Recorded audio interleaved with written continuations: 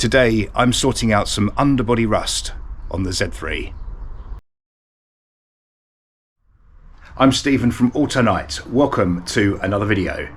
It's a beautiful sunny day, but this is the perfect opportunity to get this car out and take care of some underbody rust that I mentioned in a previous video. I keep this car on a trickle charger so the battery doesn't go flat as it gets minimal use. I'm hoping to upgrade this to a C-Tech.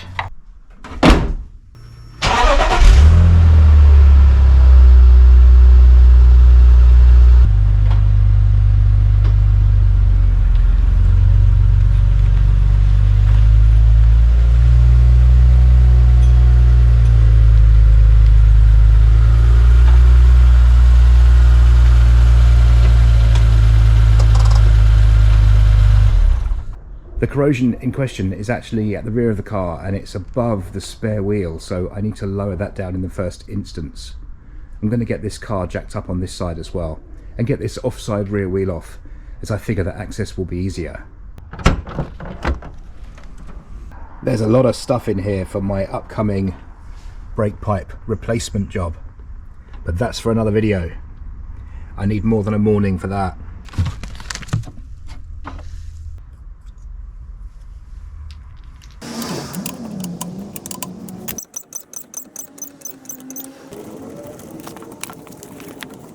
With the wheel off, it's actually quite surprising how the memory can deceive, because I was convinced that this corrosion was above the spare wheel, but it's actually not, because it's a whole lot closer to the spring. I'll take you underneath. Okay, so it's actually right here, quite close to the spring. Now you can see where I sprayed it with wax oil just to protect it in the short term, but I want to get that wax oil off and find out exactly what's going on and how far that corrosion has spread under that underseal. Now at this time, as soon as I look at that, the first thing that springs to mind is, how the hell do I get the angle grinder in there? It's probably a job for a little die grinder or something, which I don't currently have. So I'm sorry to say that this is going to be a job for another day, and that's quite annoying. You see, I've only got a morning to spend on this, and it's going to take a whole lot more than that to get this all apart or to source a die grinder.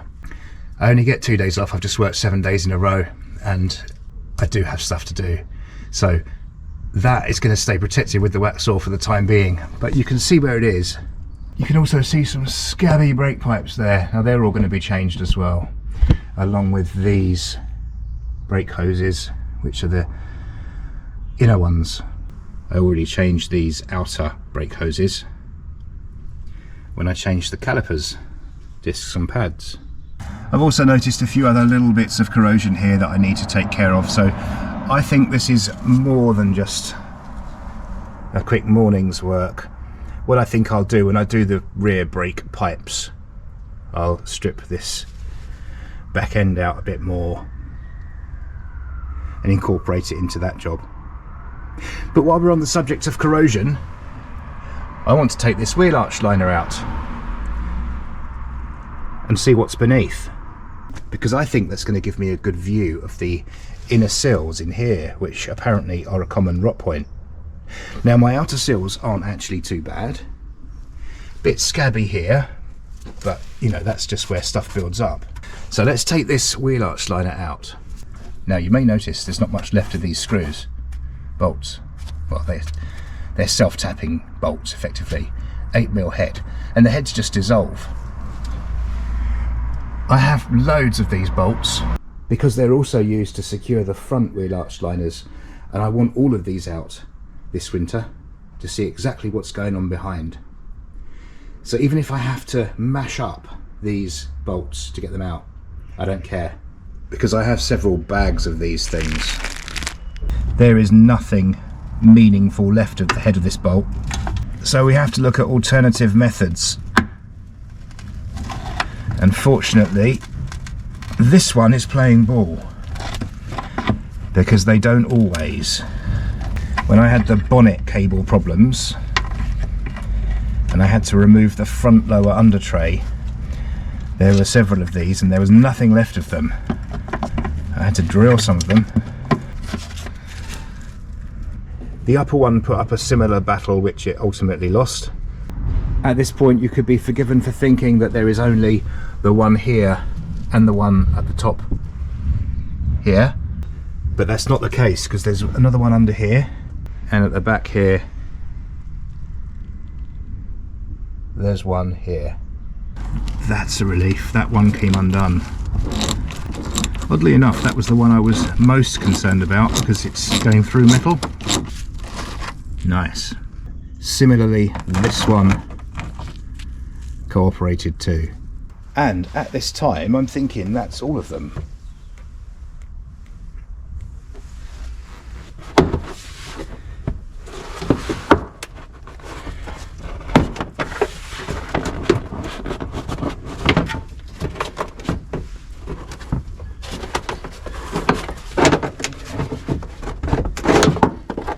It took a bit of gentle persuasion, but we've got it. Probably easier to do on a warmer day when this isn't rock solid and very unpliable, if that's a word.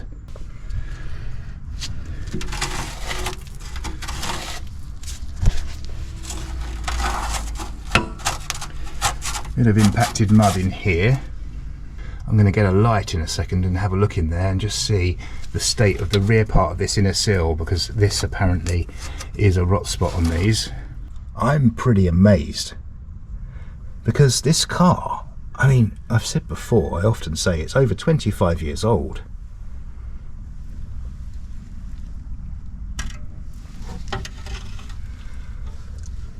Whenever you get impacted mud like this, it's kind of a red flag. The fact that mud can get in past that wheel arch liner. Bit of a design flaw really, but some inevitably always does get through. Now, the inside of this inner sill is crusty. There's no getting away from that. It hasn't holed underneath.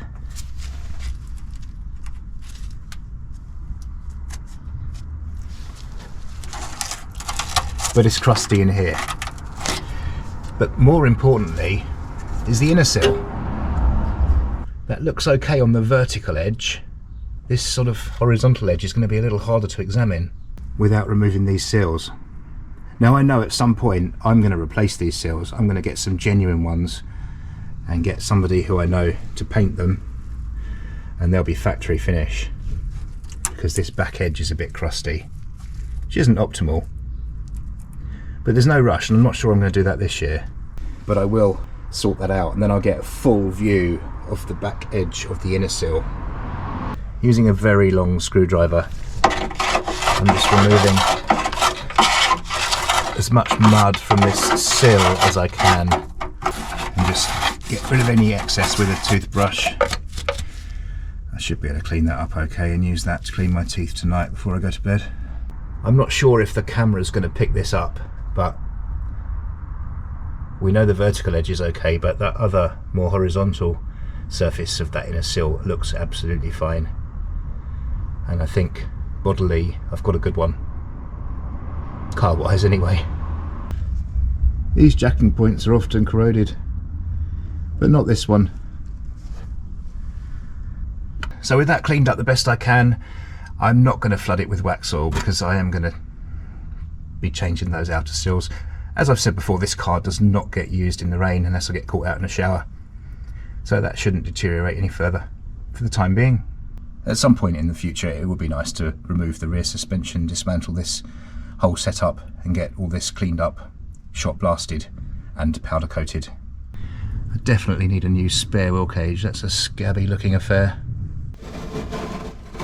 Finally, before I put this liner back on, I'm just getting rid of any impacted mud in here.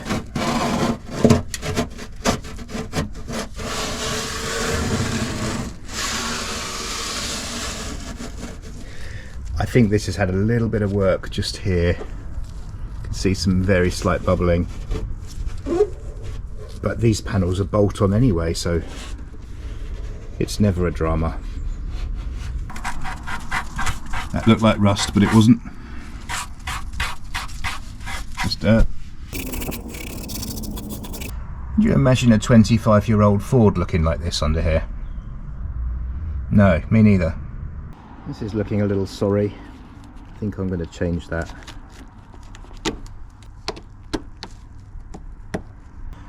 And on the other side here, it's left the rim altogether. Something tells me this bit might be a bit annoying, but we'll see how we do.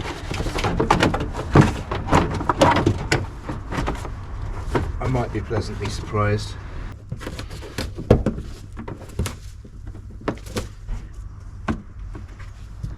It's interesting to note this inner edge isn't entirely protected. It actually comes to here, and that bit in there is open to the elements. Which might explain why you get a little bit of scabbiness on these rear wheel arches. It's all successfully refitted, all the bolt holes line up.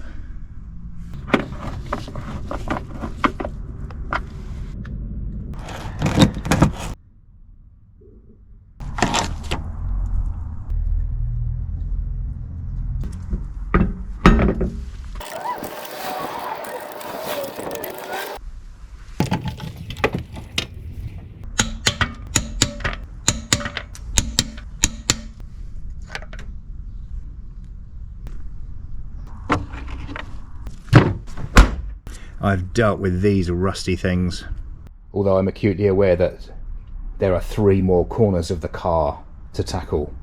I want all these wheel arch liners out so I can inspect the body beneath. At this time I would have liked to have taken this car out for a really good drive, because I don't like just starting it up and moving it out and driving it back in so it never really gets warm. It's not good for the engine, but the roads were gritted last night, salted. There was a very sharp frost, and I just don't want to expose the underbody of this car to unnecessary road salt. There's just no point. So instead I'll just put this car back in the garage where it's safe and warm. Well, that's it for this one. Hope you enjoyed it. Please don't forget to like and subscribe, and I look forward to seeing you again in another one very soon.